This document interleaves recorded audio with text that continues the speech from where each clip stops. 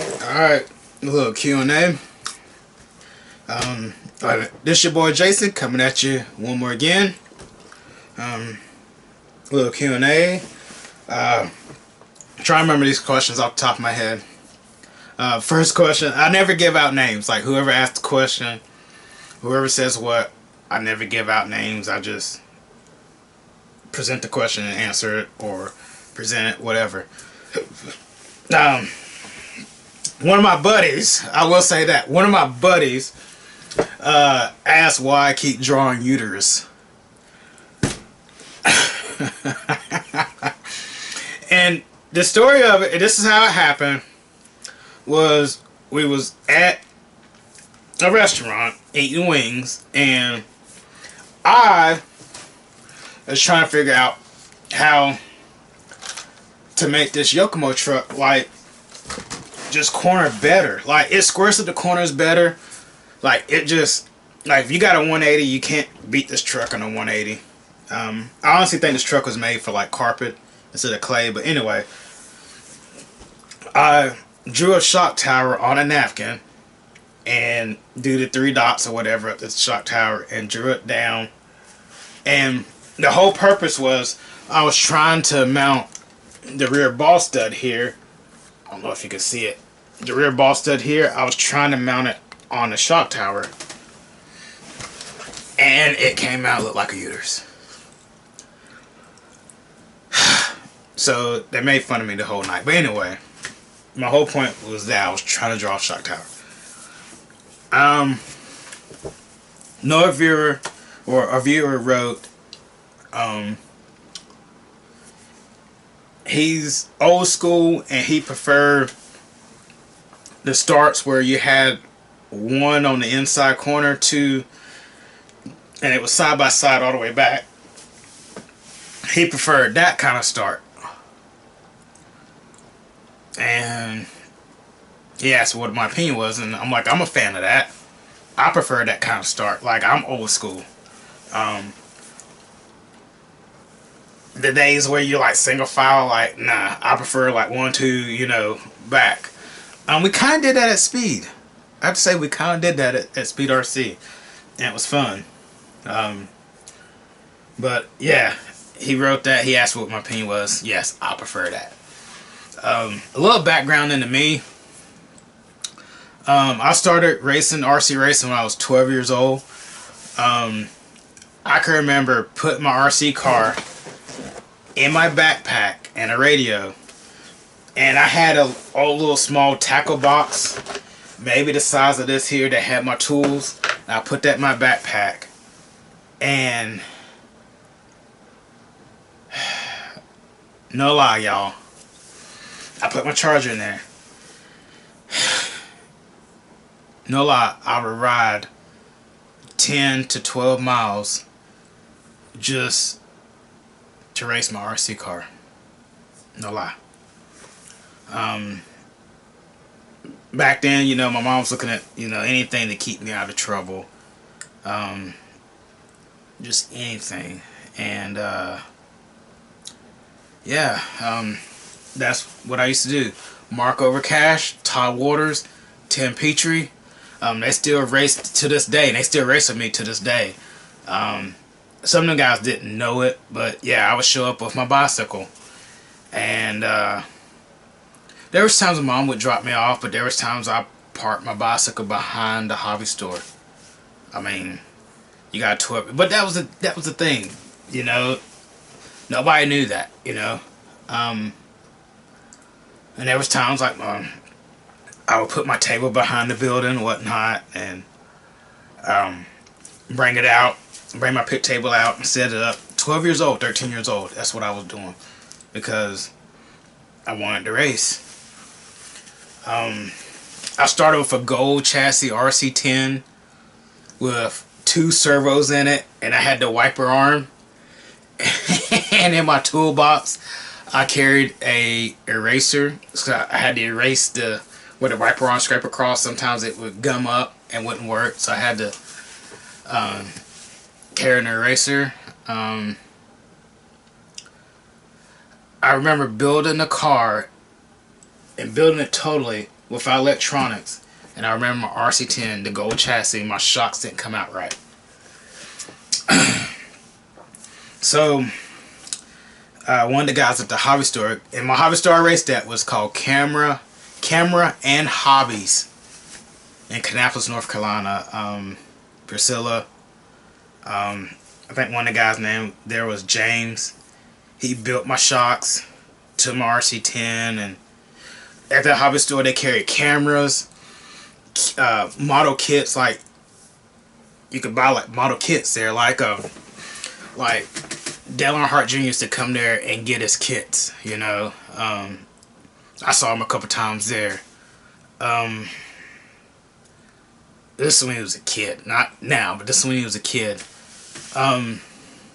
You could buy kits and people would show off their kits there. Like they would build these NASCAR kits and rockets and planes, and it was not to fly, it was no other purpose but to bring them there and show them off. Or people would take pictures with these cameras and show their footage of, you know, what they captured. And here I am immersed in all of that, you know. Oh, and it had metal detectors. Like you could get metal detectors and go out and find gold, and people would bring back their gold. Like, and this is no lie, they would bring back their pieces of gold and show it at the hobby store, like what they found.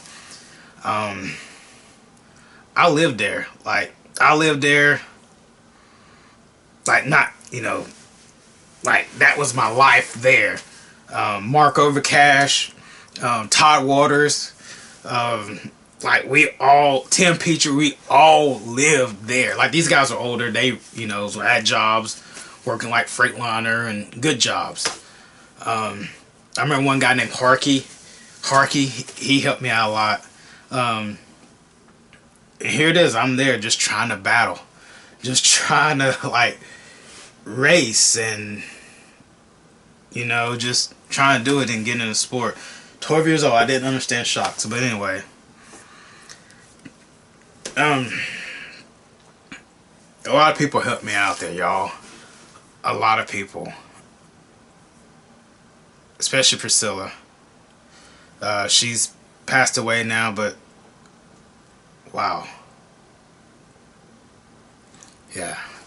She was the lady that ran the hobby store. Like, everybody knew Priscilla. There was a guy that owned the hobby store, and I never met this guy. He never came in. I think he was like a pharmacist or something, but Priscilla ran the hobby store. And nobody was robbing the hobby store. Like, Priscilla had a 9mm, like, tucked. And she showed me her 9mm. Like, it was tucked. Like, nobody was robbing the hobby store. You wasn't getting out there a lot. But anyway, she used to rent movies, and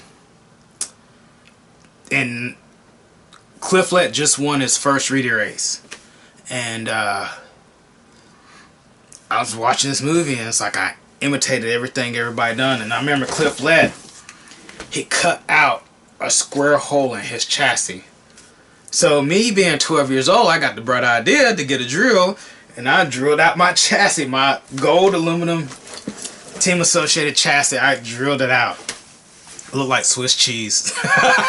It did. Wow. And the tires at the time was a low-C step pin. Yeah, I think it was a low-C step pin. Was the tire at the time. And like and to show you how dedicated I was, or just how much I loved it, was my mom. Love you, Mom. Mary Caldwell, I love you. Like, you're my heart. She would give me a choice. Alright, lunch money, or you want to race? Lunch money, or you want to race? So, from middle school to the time I turned 16, I didn't eat lunch. I didn't eat lunch. When I was 16, I got a job at Walmart, or not Walmart, Winn-Dixie at the time, back in groceries. But from middle school, from 7th grade till I turned 16, I didn't eat lunch, and I had hunger pains. So what I used to do is take these, I would have, you know, stomach cramps. What I used to do is take these Pepto-Bismol pills. So I would go to school without lunch, and I would have these Pepto-Bismol pills, and I would pop those when I had stomach cramp. But come Saturday, I was racing at Cameron Hobbies, guaranteed. Okay, my RC10, like I said, like I had the wiper arm, I had the 2 servos, and I had the wiper arm. I couldn't afford a speed control, and Novak I think just came on the scene, so saved up my money, and one Christmas my mom got me a Novak speed control. Happiest I've ever been, because it was like, now I can run with these guys, you know. And by this time I met a guy named Charlie Johnson and Paul Rowe. And these guys were going to the Nationals. Paul Rowe's from Florida. He raced 12 scale. Like, this is my window. Like, this is my window to, like, I'm just a small town boy from Kannapolis. This is my window to these guys. Like, they've experienced, they've seen it. And they set up my speed control. Charlie Johnson set up my speed control and painted my bodies. Because before then I was just like all one solid color. But these guys, they opened my eyes up. Like, they opened it up. Because we was just like a little small like clique, like a small clan, like that raced at Cameron Hobbies. And then by that time, Todd Waters went to the Nationals in Savannah and came back and was just like blistering, just fast, and he knew what was going on, and he showed us, and it was like, So I was winning. I started winning at Cameron Hobbies. Started getting good. Then I went to North Carolina State race, state championships in stock. I was racing stock, and I think I got 3rd or something at that race. And my dad came along, and he's just like, wow, like this guy, my little buddy here is doing it. Like, he's doing it. So I went to the South Carolina State Championship, and I about TQ'd there, and about won it, and racing stock, and yeah, it was my dad. It was me and my dad, and my dad was retired military, and